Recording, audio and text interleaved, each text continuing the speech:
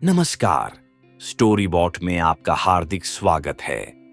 आज हम आपके लिए लेकर आए हैं हिंदी साहित्य के महान लेखक भगवती चरण वर्मा की लिखी कहानी वसीयत। जिस समय मैंने कमरे में प्रवेश किया, आचार्य चूड़ामणि मिश्र आंखें बंद किए हुए लेटे थे और उनके मुख पर एक तरह की ऐंठन थी जो मेरे लिए नितांत परिचित सी थी, क्योंकि क्रोध और पीड़ा के मिश्रण से वैसी ऐंठन उनके मुख पर अक्सर आ जाया करती थी। वह कमरा ऊपरी मंजिल पर था और वह अपने कमरे में अकेले थे। उनका नौकर बुधई मुझे उस कमरे में छोड़कर बाहर चला गया। आचार्य चूड़ामणि की गणना जीवन में सफल, संपन्न और सुखी व्यक्तियों में की जानी चाहिए, ऐसी मेरी धारणा थी। 2 पुत्र, लालमणि और नीलमणि। लालमणि देवरिया के स्टेट बैंक की शाखा का मैनेजर था और नीलमणि लखनऊ के सचिवालय में डिप्टी सेक्रेटरी था। 3 लड़कियां थीं, सरस्वती, सावित्री और सौदामिनी। सरस्वती के पति श्री ज्ञानेंद्र नाथ पाठक इलाहाबाद में PWD के सुपरिटेंडिंग इंजीनियर थे। सावित्री के पति श्री जयनारायण तिवारी की सुल्तानपुर में आटे की ओर तेल की मिलें थीं तथा सौदामिनी के पति संजीवन पांडे सेना में कर्नल थे और मेरठ छावनी में नियुक्त थे। आचार्य चूड़ामणि का और मेरा साथ करीब 40 वर्ष पुराना था। एक ही दिन हम दोनों की हिंदू विश्वविद्यालय के दर्शन विभाग में नियुक्ति हुई थी। आचार्य चूड़ामणि रीडर बने थे और मैं लेक्चरर बना था। उनके अथक परिश्रम, अटूट निष्ठा तथा अडिग संयम का ही परिणाम था कि वे विश्व में भारतीय दर्शन के विशेषज्ञ माने जाते थे। प्रकांड पांडित्य के ग्रंथों से लेकर BA की पाठ्य पुस्तकों तक अनेक ग्रंथों की रचना उन्होंने की थी। न जाने कितनी कमेटियों के वह सदस्य थे। हर एक विश्वविद्यालय उन्हें अपने यहाँ परीक्षक बनाकर अपने को धन्य समझता था। साथ ही बड़े कट्टर किस्म के ब्राह्मण थे वे। और तो और मेरे घर की बनी हुई चाय तक उन्होंने कभी नहीं पी। महीनों उन्हें वाराणसी से बाहर रहना होता था और तब वे सत्तू, दूध, फल तथा अपने घर में बनी हुई मटरियों या लड्डुओं से हफ्तों काम चला लेते थे। वाराणसी के लंका मोहल्ले में उन्होंने 2 मंजिला मकान खरीद लिया था। उसी में वह रहते थे। उनकी पत्नी तथा उनके पुत्रों ने उनसे कितना आग्रह किया कि वे कहीं खुली जगह में कोई कोठी बनवा लें, लेकिन उन्होंने कतई इनकार कर दिया। गर्मी में 2 बार और जाड़ों में 1 बार नित्य गंगा स्नान करके पूजा करना नियत सा था। जनवरी का प्रथम सप्ताह था। उस दिन जब वह गंगा स्नान करके लौटे, उन्हें कुछ ज्वर सा मालूम हुआ। उनकी पत्नी जसोदा देवी अपनी परंपरा के अनुसार लखनऊ में अपने छोटे पुत्र के यहाँ थीं। उनके नौकर बुधई के ऊपर उनकी देखभाल करने का पूरा भार था। दोपहर के समय जब उन्हें पसलियों में दर्द भी मालूम हुआ, उन्होंने वैद्यराज धन्वंतरी शास्त्री को बुलाया। वैद्यराज ने नब्ज देखकर काढ़ा पिलाया। निदान था कि सर्दी लग गई है, ठीक हो जाएगी। दूसरे दिन जब बुखार और तेज हुआ, तब उन्होंने डॉक्टर को बुलाया। डॉक्टर ने देखा कि उन्हें निमोनिया हो गया है, दोनों फेफड़े जकड़ गए हैं। उसने दवा दी। बीमारी के चौथे दिन आचार्य चूड़ामणि ने बुधई को भेजकर मुझे बुलाया था। थोड़ी देर तक मैं उनकी चारपाई के सामने खड़ा रहा कि वे आंखें खोलें, फिर हार कर मुझे ही बोलना पड़ा। गुरुदेव, आपका शिष्य जनार्दन जोशी आपकी सेवा में उपस्थित है। मेरा इतना कहना था कि आचार्य चूड़ामणि ने अपनी आंखें खोल दी। जनार्दन, मेरा अंत समय आ गया है। तुम मेरे सबसे अधिक निकटस्थ रहे हो तो तुम्हें बुला भेजा। मैंने आचार्य चूड़ामणि की बीमारी के संबंध में लालमणि से सब कुछ नीचे ही सुन लिया था, जो देवरिया से 1 घंटा पहले ही आ गया था। आचार्य चूड़ामणि का तार पाकर मेरी आंखों में भी आंसू आ गए। मैंने कहा, गुरुदेव, यह संसार असार है और यह शरीर नश्वर है।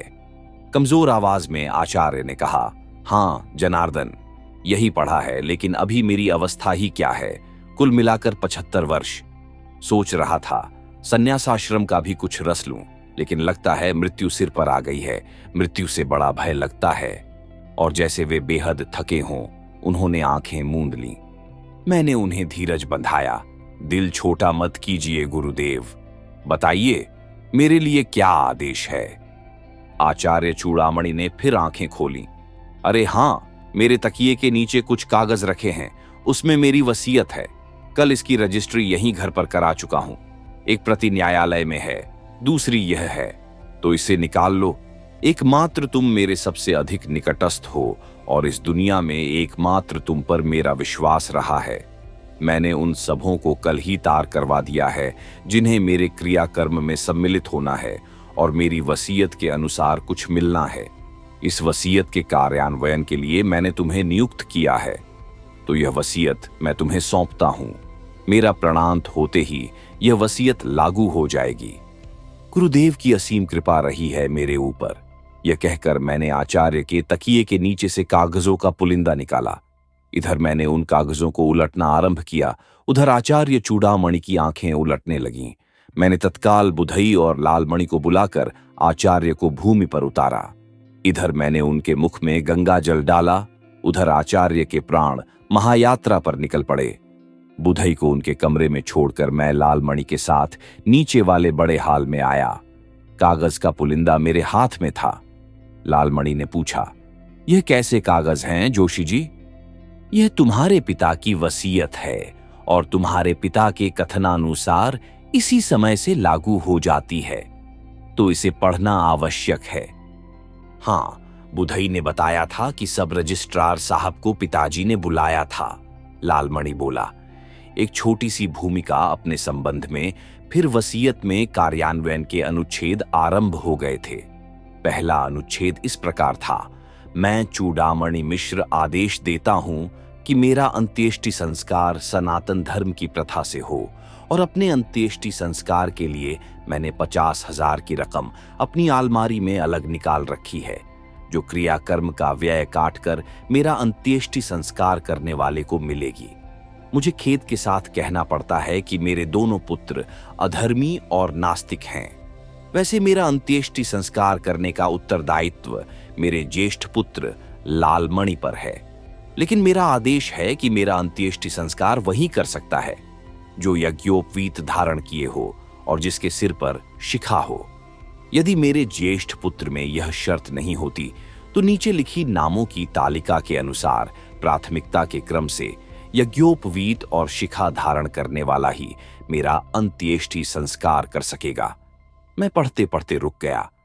लालमणि की ओर देखकर मैंने पूछा, क्यों चिरंजीव लालमणि, तुम्हारी छोटी बोटी है कि नहीं, और यज्ञोपवीत पहनते हो या नहीं? कुछ उलझन के भाव से उसने कहा, छुट्टियां रख के कहीं स्टेट बैंक की मैनेजरी होती है और जनेऊ हर दूसरे तीसरे दिन मैला हो जाता है, तो हमने पहनना ही छोड़ दिया। तब तो 50,000 गए हाथ से। तुम अंत्येष्टि संस्कार के योग्य नहीं हो। तुम्हारे बाद नीलमणि का नंबर है, उसके भी न छोटी है न जनेऊ है। ये जो तीसरे नंबर पर हमारा चचेरा भाई है जगतपति मिश्र, राज ज्योतिषी, यह निहायत झूठा और आवारा है।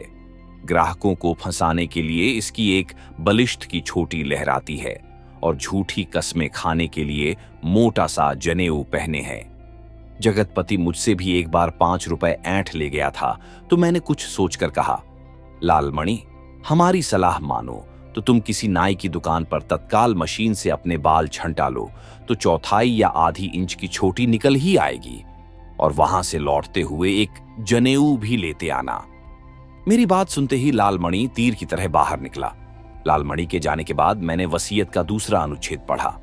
मैं चूड़ामणि मिश्र चाहता हूं कि मेरी मृत्यु की सूचना तार या टेलीफोन द्वारा मेरी पत्नी जसोदा देवी, मेरे पुत्र लालमणि तथा नीलमणि, मेरी पुत्रियां सरस्वती, सावित्री और सौदामिनी तथा मेरे भतीजे जगतपति, श्रीपति और लोकपति को दे दी जाए। अन्य संगे संबंधियों को सूचना देने की कोई आवश्यकता नहीं।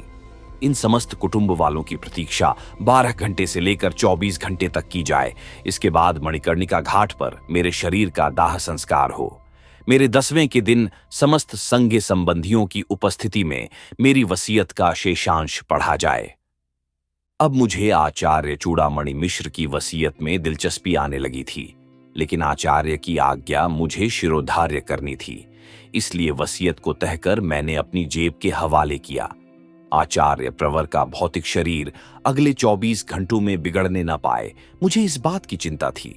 सौभाग्य से लालमणि वाराणसी आ गया था और करीब आधे घंटे बाद वह 1/4 इंच लंबी छोटी धारण किए हुए नाई की दुकान से घर वापस आ गया। इस समय उसके कंधे पर एक मोटा सा जनेऊ भी लहरा रहा था। मैंने वसीयत का दूसरा अनुच्छेद उसे सुनाकर आदेश दिया कि वसीयत में बताए लोगों को तार या टेलीफोन से खबर कर दे, अपने चचेरे भाइयों के परिवार को बुला ले और एक सिल्ली बर्फ भी मंगवाकर आचार्य प्रवर का शरीर उस पर रखवा दे। दूसरे दिन सुबह 9 बजे आचार्य जी की शव यात्रा मणिकर्णिका घाट के लिए रवाना होगी। मैं सुबह 7 साढ़े 7 बजे पहुंच जाऊंगा। कितनी शानदार शव यात्रा थी आचार्य चूड़ामणि की। मैं तो दंग रह गया था। वाराणसी के सभी धर्माध्यक्ष और पंडित सम्मिलित थे उसमें। शर्मा शर्मो कुछ नेता भी आ गए थे। जगतपति की आपत्तियों के बावजूद आचार्य की कपाल क्रिया उनके ज्येष्ठ पुत्र लालमणि ने की, अपनी छोटी और यज्ञोपवीत के बल पर।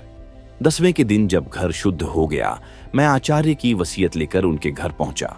उनके सब परिवार वाले तथा सगे संबंधी आ गए थे। नीचे वाले कमरे में लोग एकत्र हुए। एक और स्त्रियां थीं, आचार्य की पत्नी जसोदा देवी, लालमणि की पत्नी नीरजा मिश्र, नीलमणि की पत्नी मधुरिमा मिश्र, दोनों के ही बाल बाप्ट, दोनों ही अंग्रेजी मिश्रित हिंदी में बात करने वाली। आचार्य की पुत्रियां सरस्वती और सावित्री भारतीयता की प्रतिमूर्ति लेकर सौदामिनी अपनी भाविजों से 21 निकलती हुई।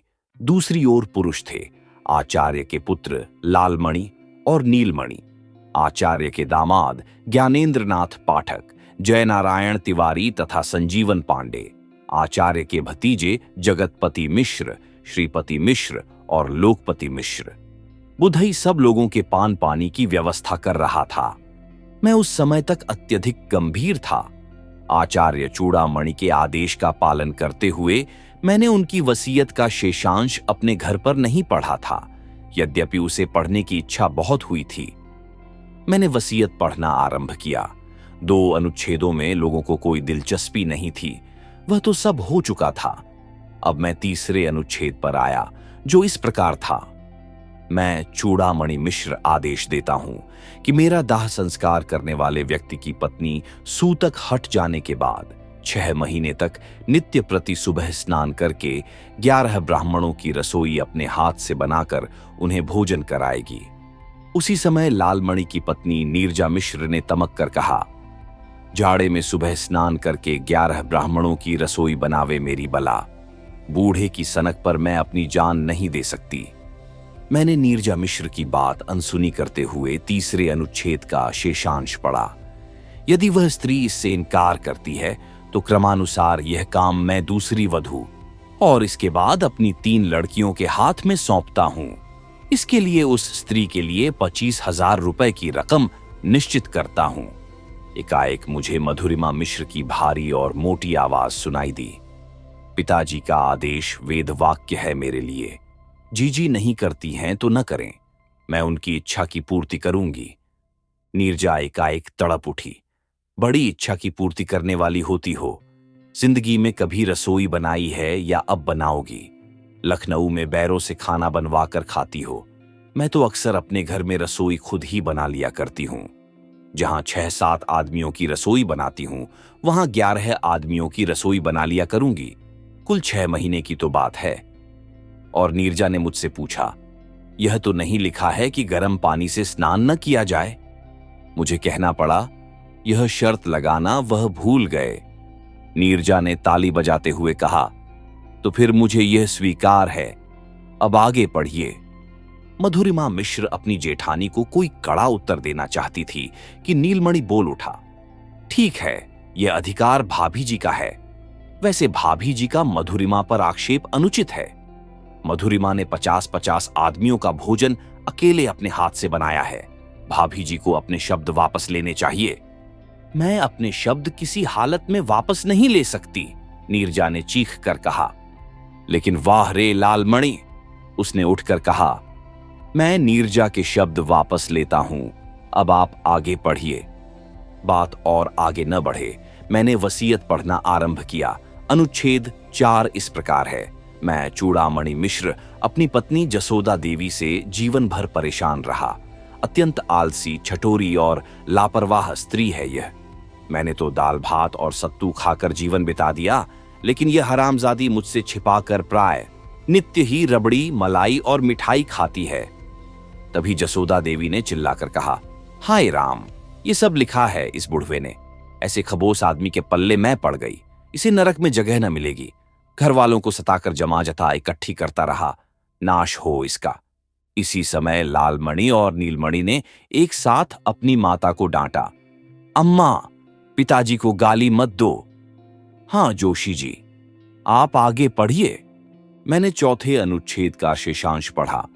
मेरी मृत्यु के बाद इस रांड को मेरे पुत्रों पर निर्भर रहना पड़ेगा, जो अपनी जोरुओं के गुलाम हैं। ये मेरी पुत्र वधुएं इसे भूखों मार देंगी और इसकी बिगड़ी हुई आदतों के कारण इसे भयानक कष्ट होगा।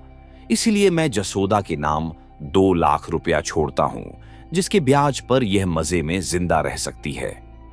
मैंने चौथा अनुच्छेद समाप्त ही किया था कि स्त्रियों के कक्ष में एक हंगामा सा खड़ा हो गया।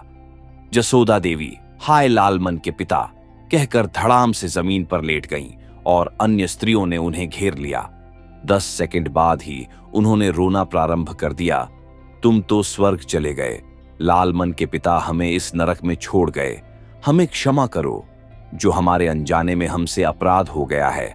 हाय लालमन के पिता। और उन्होंने अपनी छाती पीटना आरंभ कर दिया। मैंने समस्त साहस बटोर कर कड़े स्वर में कहा, यह सब कारण बाद में कीजिएगा, अभी तो वसीयत पढ़ी जा रही है। और जसोदा देवी की पुत्रियों ने उन्हें जबरदस्ती छुप कराया। मैंने अब 5वां अनुच्छेद पढ़ना आरंभ किया। मैं चूड़ामणि मिश्र अपनी पुत्री सरस्वती के पति ज्ञानेंद्र नाथ पाठक से अत्यधिक खिन्न हूं। 1 हफ्ता पहले मैंने यह खबर पढ़ी थी कि ज्ञानेंद्र नाथ पाठक के विरुद्ध 5 लाख रुपए गबन की इंक्वायरी की मांग उठाई गई है असेंबली में। इसके अर्थ यह है कि यह ज्ञानेंद्र नाथ पाठक बेईमान और रिश्वतखोर है। ज्ञानेंद्र नाथ पाठक की ओर सब लोगों की निगाहें उठ गईं और सहसा ज्ञानेंद्र नाथ पाठक उठ खड़े हुए। यह बूढ़ा हमेशा का बदमिजाज और बदजबान रहा है, मरने के पहले पागल भी हो गया था। और उन्होंने अपनी पत्नी सरस्वती को आज्ञा दी, चलो, इस घर में मेरा दम घुट रहा है, एकदम चलो। सरस्वती भी उठ खड़ी हुई, लेकिन सावित्री और सौदामिनी ने सरस्वती का हाथ पकड़ लिया। पहले पूरी बात तो सुन लो। दूसरी ओर पुरुषों ने ज्ञानेंद्र नाथ पाठक का हाथ पकड़कर बैठाया। नीलमणि ने मुझसे कहा, हां जोशी जी, 5वां अनुच्छेद पूरा कीजिए। मैंने 5वां अनुच्छेद पूरा किया, और अगर ज्ञानेंद्र नाथ पाठक पर इंक्वायरी बैठ गई तो बहुत संभव है इसकी नौकरी जाती रहे, इसे शायद सजा भी हो जाए। इस सब में इसके पाप की कमाई भी नष्ट हो सकती है। इसलिए मैं सरस्वती के लिए 1 लाख रुपया छोड़ता हूं। कमरे में सन्नाटा छा गया। ज्ञानेंद्र नाथ पाठक चुप बैठे छत की ओर देख रहे थे और सरस्वती सुबक रही थी। जसोदा देवी ने सरस्वती के सिर पर हाथ रखते हुए कहा, कोई बात नहीं, इनकी तो आदत ही ऐसी थी। मैंने अब वसीयत का 6ठा अनुच्छेद पढ़ा।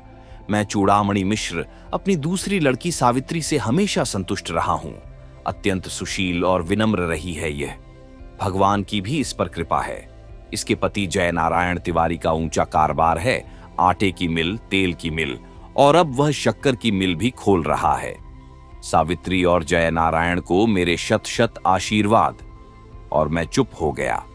तभी मुझे जय नारायण तिवारी की आवाज सुनाई दी, वसीयत के अनुसार हमें कुछ मिलेगा भी या नहीं? यह तो उन्होंने नहीं लिखा है। 6ठा अनुच्छेद समाप्त हो गया, केवल आशीर्वाद ही दिया है उन्होंने। और अब सावित्री ने रो रो कर कहना आरंभ किया, पिताजी हमेशा हम लोगों से जलते रहे, हमारी संपन्नता का बखान करते रहे। उन्हें क्या पता कि इस साल हमें 2 लाख रुपए का घाटा हुआ है। जय नारायण तिवारी ने सावित्री को डांटा, क्यों घर का कच्चा चिट्ठा खोल रही हो? घाटा हुआ है तो हमें, कोई हरामजादा इस घाटे को पूरा कर देगा क्या? कर्नल संजीवन पांडे ने कड़े स्वर में कहा, तिवारी जी, गाली वाली देना हो तो अपने मजदूरों और मातहतों को देना, यहां दोगे तो मुंह तोड़ दिया जाएगा। मैंने सब लोगों से हाथ जोड़कर विनयपूर्वक कहा, पहले वसीयत समाप्त हो जाए, तब आपस में लड़िए झगड़िए। काफी चांव छांव के बाद सब लोग शांत हुए। मैंने जब 7वां अनुच्छेद पढ़ा, मैं चूड़ामणि मिश्र अपनी छोटी लड़की सौदामिनी का मुंह नहीं देखना चाहता। ये मेरे नाम को कलंकित कर रही है। बाल कटे हुए, अंग्रेजी में बात करती है। मुझे बताया गया है कि यह कभी कभी सिगरेट और शराब भी पी लेती है। यद्यपि मुझे इस पर विश्वास नहीं होता। मुझे पढ़ते पढ़ते रुक जाना पड़ा। सौदामिनी चीख रही थी। यह सब छोटे जीजाजी की हरकत है। वह हमेशा पिताजी के कान भरते रहे, तभी पिताजी ने मुझे कभी अपने यहां नहीं बुलाया। उसी समय मुझे सावित्री की चीख सुनाई दी, अरे उन्हें बचाओ, वह संजीवन उनकी जान ले लेगा। अब मैंने पुरुषों की गैलरी की ओर देखा और मेरी आंखों को विश्वास नहीं हुआ।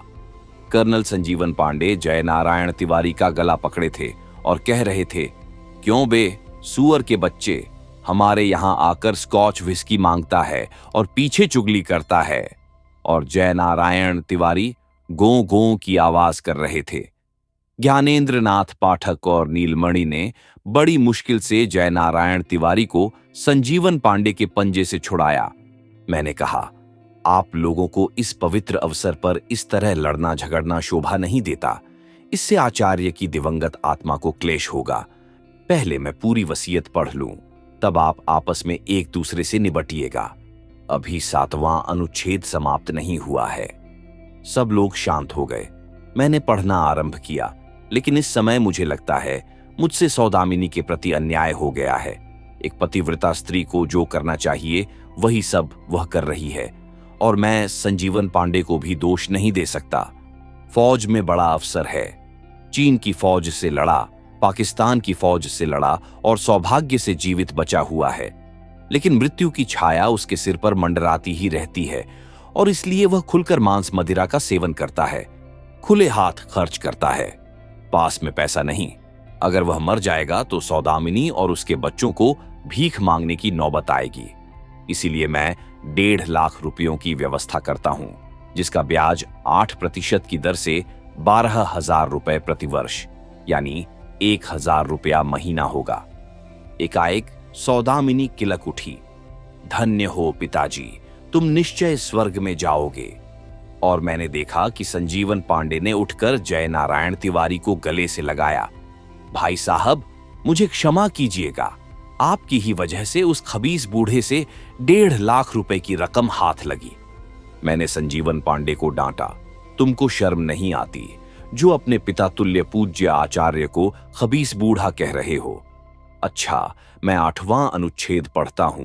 मैं चूड़ामणि मिश्र अपने भतीजे जगतपति मिश्र राज ज्योतिषी के कष्टों से भली भांति परिचित हूं। इसके पास कोई बैठक नहीं है, इसलिए ग्राहक खुद इसके यहां नहीं फंसता। इसे घूम फिर कर ग्राहकों को फंसाना पड़ता है। बावजूद अपने झूठ और आडंबर के यह अपना पेशा नहीं चला पा रहा है। अपने संकट मोचन के मकान का ऊपरी खंड मैं जगतपति मिश्र को देता हूं, 1,000 रुपयों की रकम के साथ, जिससे यह अपना एक साइन बोर्ड बनवा ले, एक टेलीफोन लगवा ले और अपने पेशे योग्य पीतांबर आदि वस्त्र खरीद ले। जगतपति मिश्र ने कुछ हिचकिचाते हुए कहा, हमारे लिए सिर्फ इतना ही? उत्तर नीलमणि दे दिया, पहले हैसियत बना लो, फिर लखनऊ आना, वहां ज्योतिषियों की बड़ी पूछ है, हम तुम्हें काफी रकम पैदा करा देंगे। मुझे डांटना पड़ा, यह सब बातें बाद में, अभी तो वसीयत का क्रम चल रहा है। हाँ, तो 9वां अनुच्छेद इस प्रकार है, मैं चूड़ामणि मिश्र अपने भतीजे श्रीपति मिश्र से अत्यंत संतुष्ट हूं। हाई स्कूल पास होने के बाद ही वह राजनीति में आ गया और राजनीतिक नेताओं की चमचागिरी करके वह खाने पीने भर के लिए झटक लेता है। लेकिन उसे केवल इतने से संतोष नहीं कर लेना चाहिए, उसे स्वयं MLA या मिनिस्टर बनना चाहिए। मैं जानता हूं कि चुनाव लड़ने के लिए पूंजी की आवश्यकता है, क्योंकि एक चुनाव में 50-60 हजार रुपयों का खर्च है। मैं श्रीपति मिश्र के लिए 50,000 रुपयों की व्यवस्था करता हूं, ताकि वह अगला चुनाव लड़ सके। अपनी मक्कारी, छल कपट और गुंडागर्दी के बल पर श्रीपति अपने प्रदेश का ही नहीं, भारतवर्ष का बहुत बड़ा नेता बन सकेगा। हर्षातिरेक से उमड़ते हुए, अपने आंसुओं को पोंछते हुए श्रीपति ने कहा, चाचा जी, आपने मेरे चरित्र पर जो लांछन लगाया है वह सरासर अपने भ्रम के कारण, लेकिन मैं आपके आदेशों का पालन करूंगा। मैंने अब 10वां अनुच्छेद पढ़ा। मैं चूड़ामणि मिश्र अपने भतीजे लोकपति मिश्र का आदर करता हूं। विनम्र, शिष्ट, अध्यवसायी और पंडित। अपने अथक परिश्रम और अपनी योग्यता के बल पर ही वह संस्कृत महाविद्यालय का प्राचार्य बन सका है।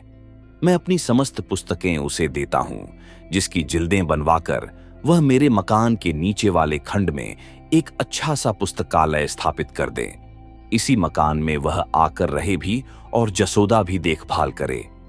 जसोदा की मृत्यु के बाद इस मकान के नीचे के खंड का स्वामी लोकपति मिश्र होगा। अगर जसोदा लोकपति के साथ न रहना चाहे तो वह अपने पुत्रों पुत्रियों के साथ या कहीं दूसरी जगह रह सकती है। ऐसी हालत में जसोदा के जीवन काल में ही इस नीचे के खंड पर लोकपति का स्वामित्व हो जाएगा। पुस्तकों की जिल्दें बंधवाने के लिए तथा रैक खरीदने के लिए मैं 2000 रुपयों की व्यवस्था करता हूं। लोकपति ने भूमि पर अपना मस्तक नवाकर कहा, चाचा जी का आदेश शिरोधार्य है, लेकिन जिल्द बंधाई और रैकों के खरीदने के लिए यह रकम बहुत कम है। तभी मुझे लालमणि की आवाज सुनाई दी, इसमें 1000-2000 और जो लगे मुझसे ले लेना। 11वां अनुच्छेद इस प्रकार था। मैं चूड़ामणि मिश्र अपने सेवक बुधई से बहुत संतुष्ट हूं, जो गत 20 वर्षों से मेरे अंत समय तक बड़ी लगन और बड़ी भक्ति के साथ मेरा सेवा करता रहा। भोजन यह मेरे यहां करता था, वस्त्र यह मेरे पहनता था, अपनी तनख्वाह यह पूरी की पूरी अपने घर भेज देता था। तो मैं आदेश देता हूं कि मेरे समस्त वस्त्र सूती, रेशमी और ऊनी बुधई को दिए जाएं।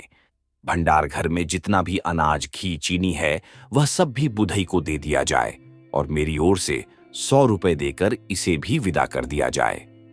यदि मेरे कुटुंब का कोई व्यक्ति बुधई को अपने यहां नौकर रखना चाहे तो मुझे कोई आपत्ति नहीं। जसोदा देवी ने कड़क कर बुधई से पूछा, कितना सामान है भंडार में? बुधई ने हाथ जोड़कर कहा, 1 बोरा चावल, 1 बोरा गेहूं, 5 किलो चीनी, 1 मन गुड़, 1 टीन घी और 2 कनस्तर सत्तू है। दालें भी थोड़ी थोड़ी हैं। जसोदा देवी ने कहा, 13 के दिन जो भोज होगा यह अनाज उसमें काम आएगा। बुधई को कैसे दिया जा सकता है? मुझे बोलना पड़ा, भोज का प्रबंध लालमणि को करना पड़ेगा, जिन्हें इस सब के लिए 50,000 की रकम मिली है। लालमणि अगर चाहें तो यह अनाज बुधई से बाजार के भाव पर खरीद लें। लालमणि ने कहा, यह सब बाद में देखा जाएगा, अब आप वसीयत का शेषांश पढ़िए। 12वें अनुच्छेद की प्रतीक्षा में सभी लोग थे, जो इस प्रकार था। मैं चूड़ामणि मिश्र अपने मकान के रूप में अचल संपत्ति तथा बैंक में जमा 11 लाख रुपयों की चल संपत्ति का स्वामी हूं। यह 11 लाख की रकम पिछले अप्रैल में मेरे नाम थी। ब्याज लगाकर यह रकम अब और बढ़ गई होगी। संभवतः इस राशि पर मृत्यु कर भी देना होगा। तो मृत्यु कर देने के बाद जो रुपया बचे उसमें से इस वसीयत में निर्धारित राशियां बांट दी जाएं और जो बचे वह बराबर बराबर भागों में लालमणि और नीलमणि में वितरित हो जाए। मैंने कुछ रुक कर कहा, वसीयत समाप्त हो गई है, केवल एक फुटनोट है मेरे लिए अलग से। अगर आप कहें तो उसे भी पढ़ दूं। एक स्वर से सब लोगों ने कहा, हां हां, उसे भी पढ़ दीजिए। फुटनोट इस प्रकार था, मेरे परम शिष्य जनार्दन जोशी, तुम्हारा उत्तरदायित्व केवल इस वसीयत को मेरे परिवार वालों को सुनाना होगा। इस वसीयत की रजिस्ट्री हो चुकी है जो अदालत में मौजूद है। तो जनार्दन, तुम इस वसीयत पर परिवार वालों के हस्ताक्षर लेकर अदालत में तत्काल जमा कर देना। जहां तक तुम्हारा संबंध है, तुम हमेशा भावनात्मक प्राणी रहे हो। तुम्हें भौतिक दर्शन पर विश्वास नहीं रहा है। न तुमने सौरल पढ़ा, न चारवाक का दर्शन पढ़ा है। एकमात्र वेदांत के तुम पंडित रहे हो। मुझे तुमसे कभी कभी ईर्ष्या होने लगती है कि कितना संतोष है तुम्हें, तुम्हारे मन में कितनी शांति है। मैं निःसंकोच कहता हूं कि तुम मेरे सबसे अधिक निकटस्थ हो। मैं तुम्हें अंतिम उपहार के रूप में अपना परम प्रिय तोता गंगाराम भेंट करता हूं, जिसे मैंने अपने प्राणों की तरह पाला है। जब तुम अदालत से इस वसीयत को जमा करके लौटना, तब बुधई से गंगाराम को ले लेना। मैंने घड़ी देखी, 10 बज चुके थे। मैं उठ खड़ा हुआ, अदालत खुल गई होगी। मैं पूज्य गुरुदेव की आज्ञा अनुसार ये वसीयत वहां जमा करके वापस लौटता हूं। अदालत में अधिक समय नहीं लगा। 12 बजे ही मैं लौट आया। बुधई ने तोते का पिंजरा मुझे थमा दिया। लंका से 80 घाट अधिक दूर नहीं है जहां मेरा मकान है। पिंजरा हाथ में लेकर मैं पैदल ही चल पड़ा। उस समय मेरे मन में परम संतोष था। आचार्य इतने संपन्न और इतनी स्थिर बुद्धि के आदमी होंगे, मैंने पहले कभी कल्पना न की थी। मैं इस पर सोचता मग्न भाव में चल रहा था कि मुझे सुनाई पड़ा, तुम बुद्धू हो। मैं चौंक पड़ा। बिल्कुल साफ आवाज, और मैंने अनुभव किया कि यह आवाज तोते के पिंजरे से आई थी। इस आवाज को सुनकर मेरे विचारों ने पलटा खाया। आचार्य ने लाखों रुपए उन लोगों को बांट दिए जिनसे वे बेहद नाराज थे, जिन्हें वे गालियां देते थे, लेकिन मेरे लिए उन्होंने एक पैसे की भी व्यवस्था न की। आज मुझे आचार्य चूड़ामणि पर कुछ झुंझलाहट होने लगी। इस झुंझलाहट के मूड में मैं तेजी से डग बढ़ाकर चलने लगा। तभी मुझे पिंजरे से सुनाई पड़ा, मैं पंडित हूं। बड़ी साफ आवाज, जैसे आचार्य चूड़ामणि स्वयं बोल रहे हों। तो आचार्य एक मूल्यवान उपहार मुझे दे गए हैं। 80 घाट सामने दिख रहा था कि मुझे फिर सुनाई पड़ा, तुम बुद्धू हो। आसपास के लोग मुझे और मेरे हाथ वाले पिंजरे को देख रहे थे और मुझे लगा कि आचार्य चूड़ामणि अपनी वसीयत में मुझे ठेंगा दिखाकर मेरा उपहास कर रहे हैं। मेरा अंदर वाला वेदांती न जाने कहां गायब हो गया। मैं तेजी से अपनी घर की ओर न मुड़कर गंगा जी की ओर चलने लगा। तभी पिंजरे से सुनाई पड़ा, मैं पंडित हूं। सामने गंगा जी लहरा रही थीं। मैंने आचमन करते हुए कहा, आचार्य, तुम पंडित थे, इससे कोई इनकार नहीं कर सकता। तुम्हारी आत्मा को शांति मिले। और मैं अपने घर की ओर चलने को उद्यत ही हुआ कि गंगाराम बोल उठा, तुम बुद्धू हो। जैसे सिर से पैर तक आग लग गई हो मेरे। मैंने पिंजरे की खिड़की खोलते हुए कहा, मैं बुद्धू हूं, ये मानने से मैं इनकार करता हूं। हे गंगाराम, मैं तुम्हें मुक्त करता हूं। मेरे कहने के साथ ही गंगाराम पिंजरे से उड़ गया और मैं घाट पर खाली पिंजरा छोड़कर घर की ओर चल दिया। अगर आपको यह कहानी पसंद आई हो तो लाइक करें, कमेंट करें और स्टोरी बॉट चैनल को सब्सक्राइब करना न भूलें। मिलते हैं अगली कहानी में। तब तक के लिए धन्यवाद।